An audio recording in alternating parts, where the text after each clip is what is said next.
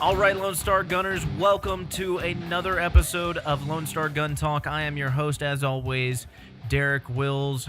And if you've been subscribed recently, you know we're doing a series of all of the candidates that we have endorsed, which is a big deal because we've never endorsed candidates before.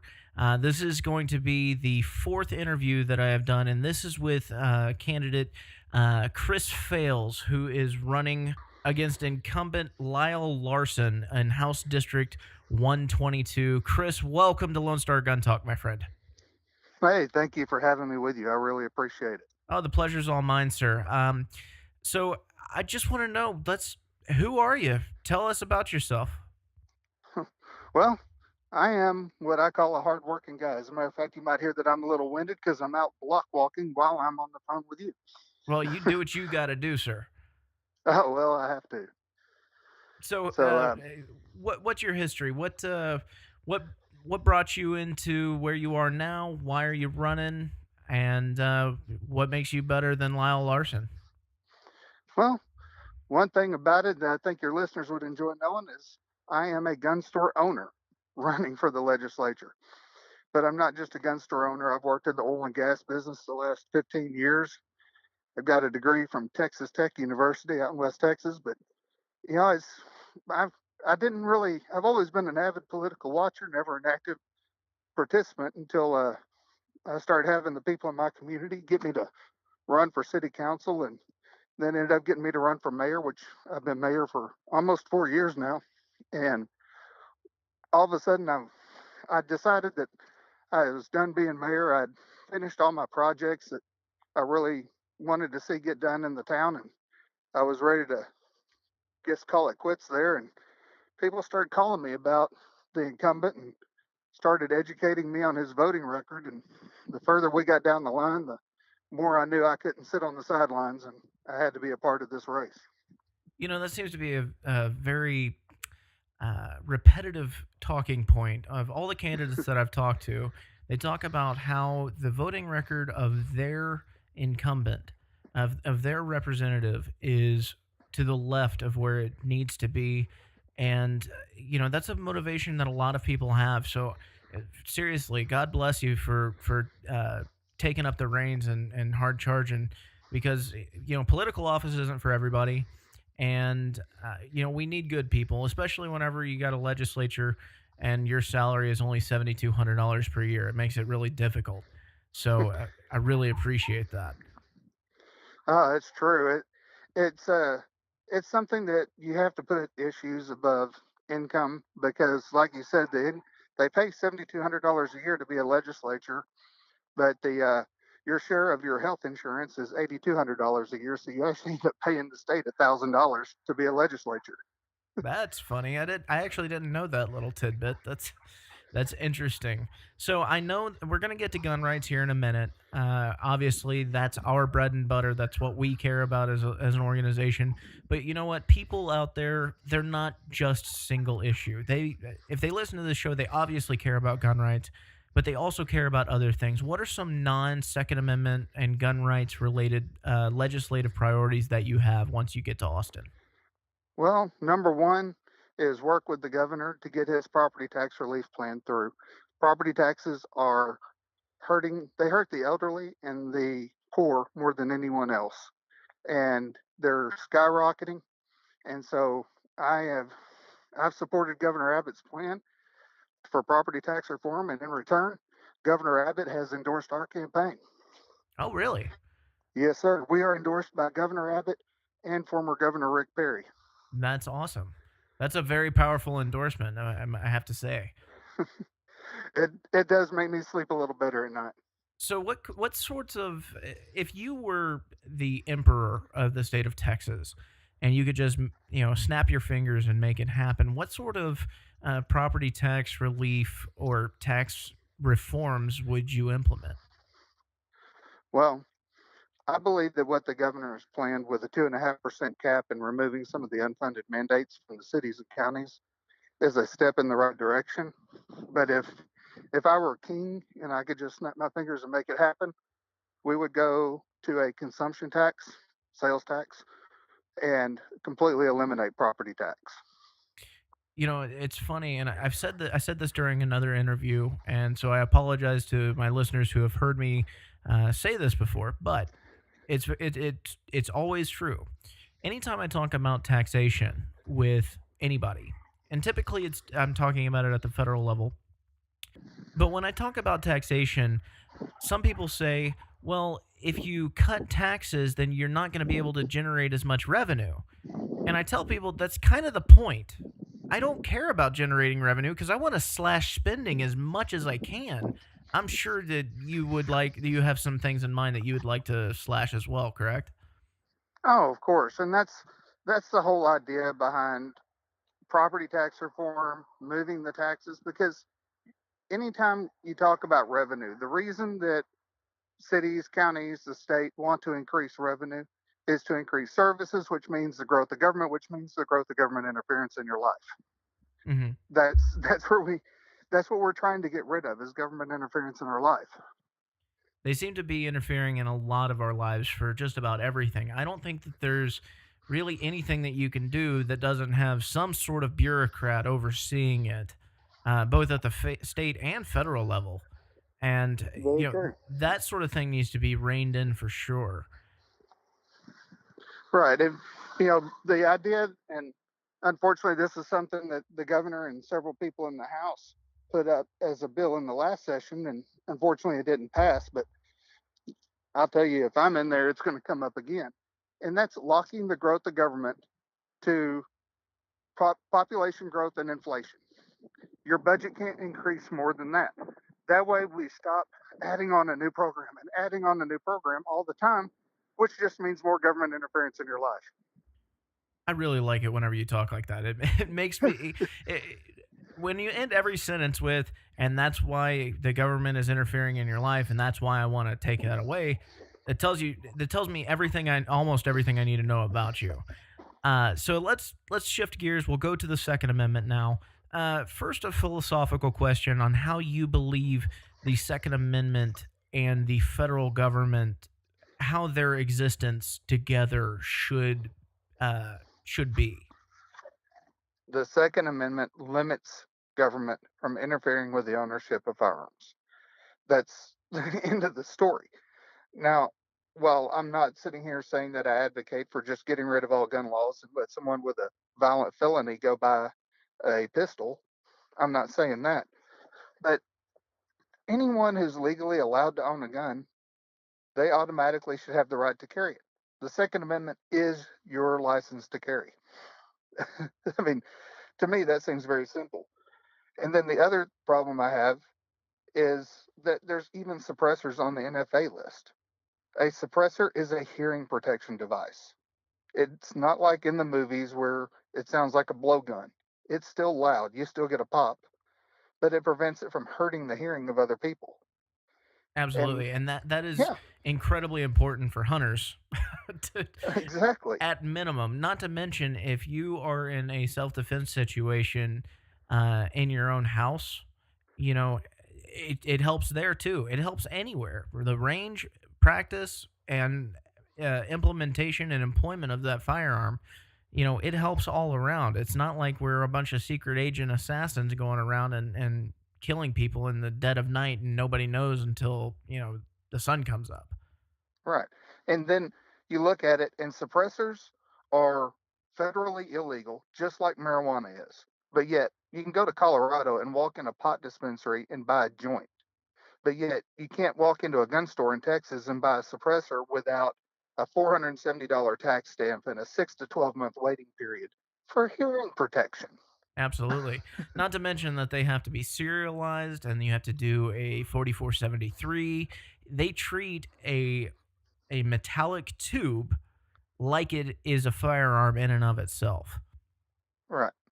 And at the same time, there are things that you can go and buy at Home Depot that will do the same work as a suppressor. Now, granted, you're breaking federal law if you do that, but they can be made illegally.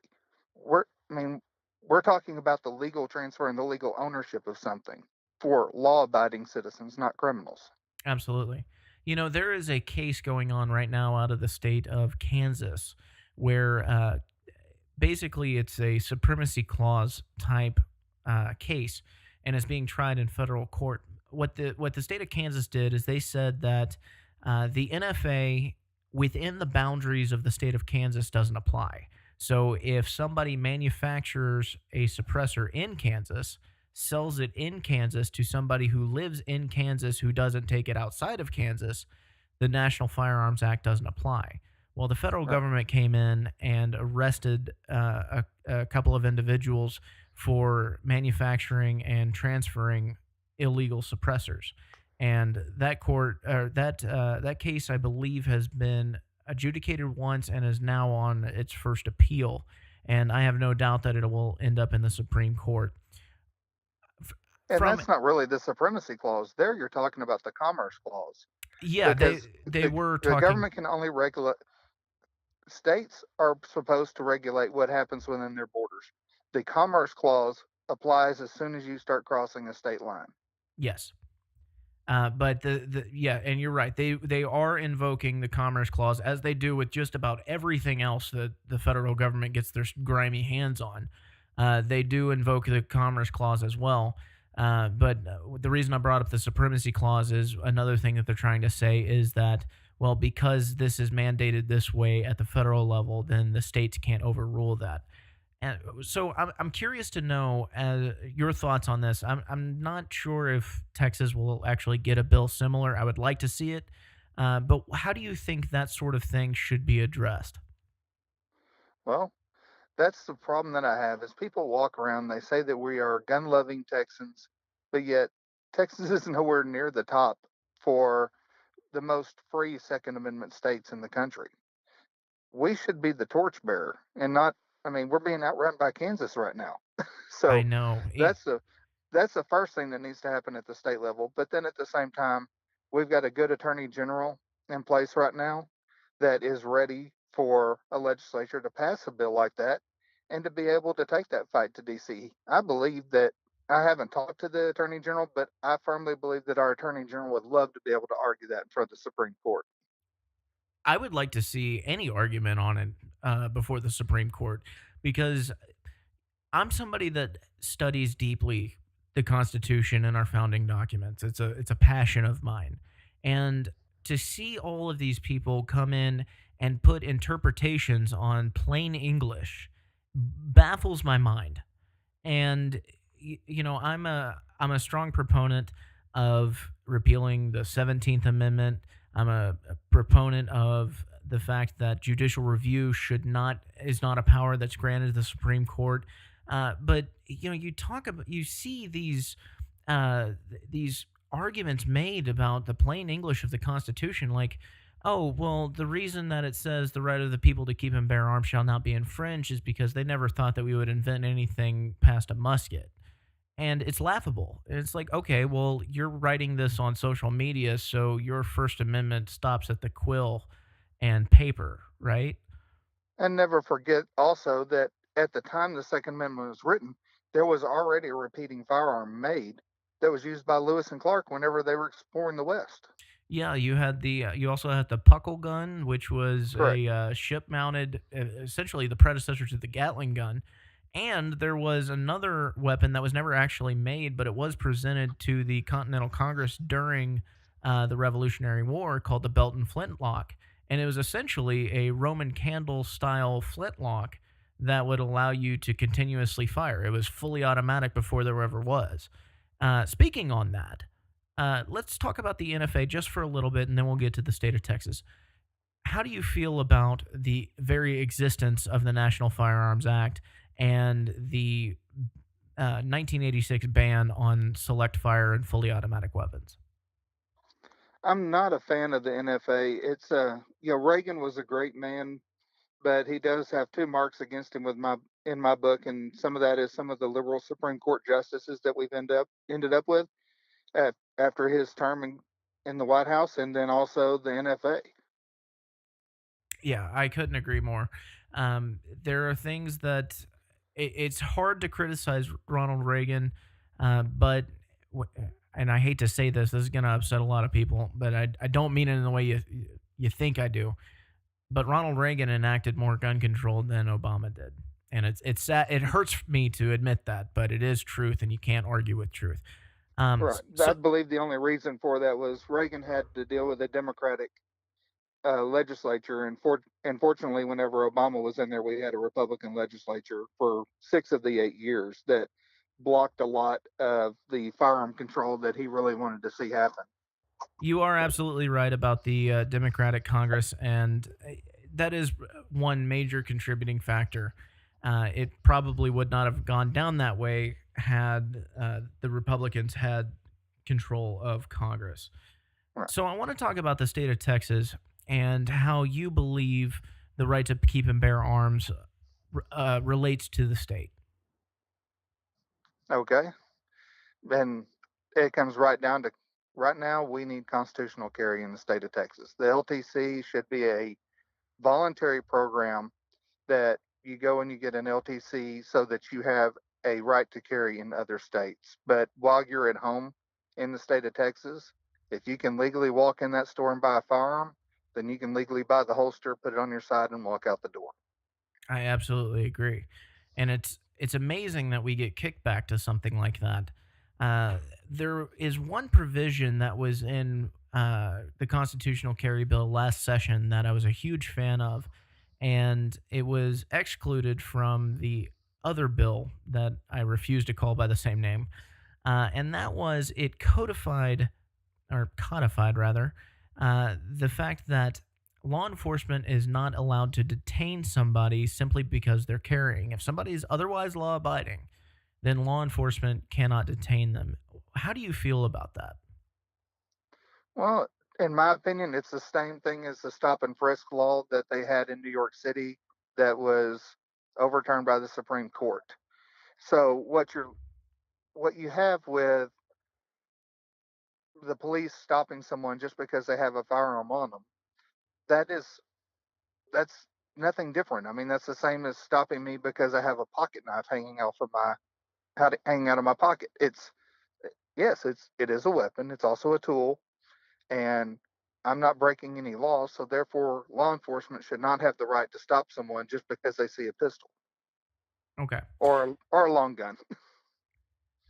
Now, college campuses have special provisions. They have their own rules, and it's very convoluted as to how the law is written.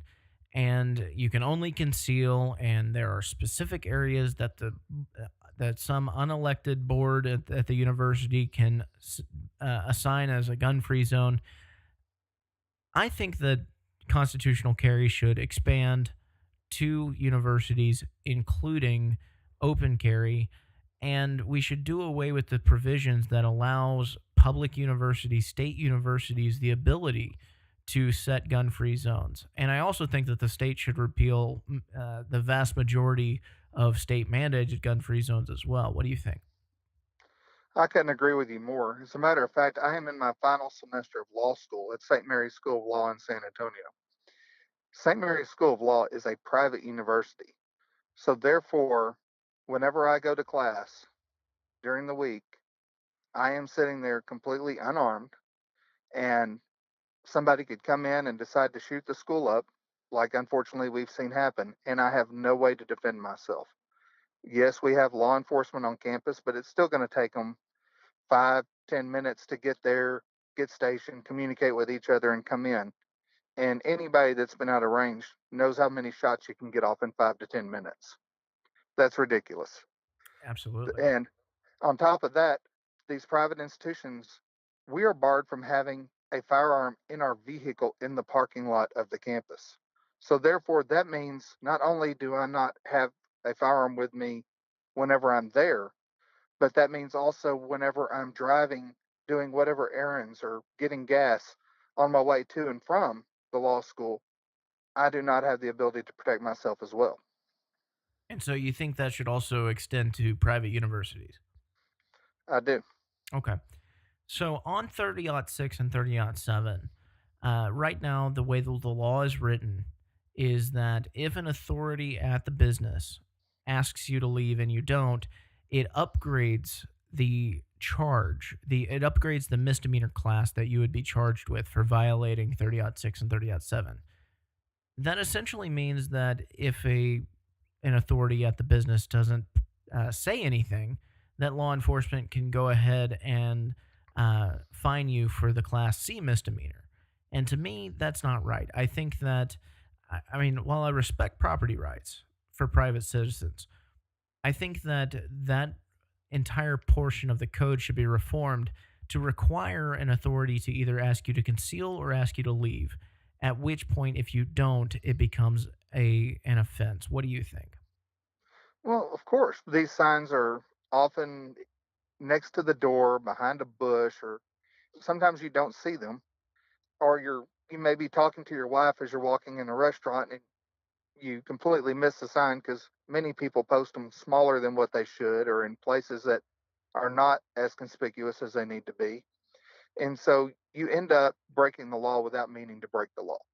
If I see a 30-6 sign at a restaurant before I go in, I just turn around and I go to another restaurant. I vote with my dollar that I believe that you should allow me to carry that in there. That's as much as I'm going to infringe on a private property right. If you say you don't want concealed carry in your place of business, that's fine. I have no problem with that, but I'm going to vote with my dollar and support a business that does. But at the same time, we should be able to the way the hostess whenever I walk in, if I'm open carrying, sorry, sir, we don't allow firearms in here. Oh, sorry, thank you. And I'll turn around and I'll walk out. If I decide to get mouthy with that person and tell them what they can do or something like that, then yes, I am breaking the law. They told me that I'm not allowed to be there. I'm supposed to leave. Just like if somebody walks in my gun store and they're acting in a way or saying things that I have a problem with as a private business owner, I have a right to say, "Sir, I'm going to choose not to serve you. Sir, ma'am, you, I'm going to ask you to leave." That's the same thing. That's exactly what should be happening with people whenever they incidentally violate a 30-06 or 30-07 sign. Gotcha. Now, as it comes to bars, I I'm not a big drinker, but I do go to bars on occasion, mainly because I'm with my wife, and typically we'll go to a place that is what's considered by the TABC a 51% establishment. The bar owner doesn't have any say in that whatsoever. It is a third-degree felony for me to cross the threshold of that bar with a firearm. Do you support repealing that as long as we establish an absolute definition of what it means to be intoxicated while carrying? Exactly. If you're the designated driver, what is the problem? If you're sober enough to operate a vehicle, you're probably sober enough to operate a firearm. I think Right. I think a 4,000 pound machine that kills, oh, I don't know, 3 to 4 times as many people in this country every year is far more dangerous than a firearm that really it doesn't take much brain power to operate. Right. And I mean, I'm not going to go extreme and say that people should be able to carry regardless. If you're at a bar and your intention is to go there and have too much to drink, if that's what you're planning to do at the bar, then you need to leave your pistol at home. I mean, Oh, I it's a simple agree. fact of the matter. I don't want to see drunks running around with guns. Don't get me wrong, but if if you're the designated driver or if you're there's a lot of restaurants, especially here in San Antonio, there's a lot of restaurants that have an active bar. And so they end up crossing that 51% threshold, but I'm just going there for a hamburger. Right. I'm not there to have a drink. I want a hamburger and I want my glass of tea and I want to go home. And I should not be committing a third degree felony if I happen to have my Glock 43 in my waistband and I walk in there and I sit down and I eat a burger and drink a tea. Yeah, I couldn't agree more. And it's funny how an issue like this can really stir people up because they think that if you believe that somebody should be allowed to go into a bar with a firearm, then you automatically believe that they should be allowed to be completely blitzed with a firearm as well. And it's not the case. Two things can be true at the same time. I can support people carrying in bars, while being against people being drunk with firearms. They're not exactly the same thing. Right. I just find it funny how some people relate things and automatically make judgment calls on what you believe just because you're addressing something that's somewhat related. Right. And that's, again, another place where the state of Texas is falling behind.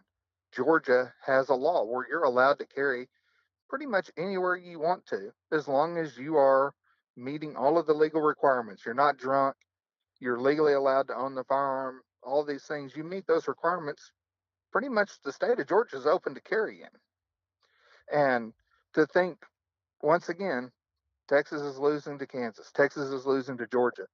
I, I, I, I thought we were these gun loving, gun toting Texans that everybody talks about, but we're not living up to the moniker. No, we're not, and that's the reputation that we have. And yet, when you look at something like the Brady campaigns for the major gun control organization, Brady campaigns rankings on states, Texas is listed 24th as far Right. as their gun control standards, which means we're 26th as far as firearms freedom is concerned.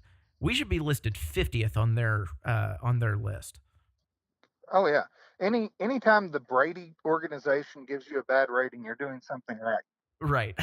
And we're just above halfway, and it, we should be using that as our guide. Let's get that to 50. And Lone Star Gun Rights is so proud to endorse you because we firmly believe that you are going to be the kind of guy to help get us down to be the number one state for firearms freedom, as well as other liberties as well. And I really appreciate your time. If people want to help out and lend a hand to your campaign or donate, what do you need most, and how can people help? What I need most is I need poll watchers, and I need to send out two more mailers to the people in my district. And so a mailer cost me $8,300.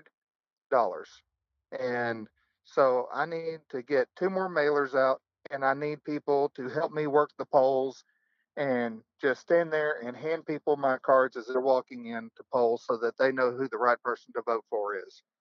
And if you want to get involved, go to chrisfails.org, CHRISFAILS.org, or you can, and if anybody's in the district listening to this and they just want to talk to me and see what I believe, they can call me on my cell phone at 210-485-4869. Well, there you have it, ladies and gentlemen. Chris, I wish you the best of luck in the March 6th primary. And to all of our listeners, remember, early voting starts February 20th, lasts through March 2nd. During early voting, you can go vote in any precinct in your county. Election day is March 6th. And on that day, you have to go to your specific precinct in order to cast your vote. And I urge you to vote for Chris Fales. Chris, thank you so much for being here. And again, good luck. Thank you. You have a good evening. And you too. Thank you. Chris Fales, everybody, who is running against Lyle Larson in House District 122. This is Northern Bexar County. If you live in northern San Antonio, chances are this is your district. We highly urge you to vote for him in the primary. Again, it runs from February 20th through March 2nd, and election day is March 6th. Drag everybody that you can to the polls, and let's make sure that a good, strong, gun-loving, liberty-loving conservative like Chris Fales gets elected to represent you in Austin. Until next time, Lone Star Gunners, arm yourself with knowledge and share the ammo.